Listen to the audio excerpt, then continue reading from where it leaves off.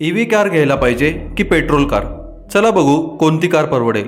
Example घेऊ टाटा नेक्सॉनचं, जिच्या petrol व्हेरियंटची price जवळपास 12.5 लाख आहे आणि ईव्ही व्हेरियंटची प्राईस 17 लाखापेक्षा जास्त आहे. जर तुम्हाला ईव्ही घ्यायची असेल तर तुम्हाला 4.5 लाख रुपये जास्तीचे द्यावे लागतील. रनिंग कॉस्ट बघितली तर ईव्हीची येते 1 रुपया प्रति किलोमीटर आणि पेट्रोलची येते 7 रुपये प्रति किलोमीटर. म्हणजे ईव्हीमध्ये 6 रुपये प्रति किलोमीटर सेव्ह होत आहेत. फॉर एक्झाम्पल, रोज तुम्ही 40 किलोमीटर गाडी चालवली तर दिवसाची सेव्हिंग होते 240 रुपये आणि वर्षभराची सेव्हिंग होईल 87,600 रुपये आणि 8 वर्षानंतर हीच सेव्हिंग होईल 7 लाख रुपये. म्हणजे हेच 4.5 लाख रुपये जे तुम्ही ईव्ही घेण्यासाठी जास्त दिले, ते जर तुम्ही FD मध्ये जरी टाकले असते तरी तुमची सेव्हिंग 8 लाखापेक्षा जास्त झाली असती.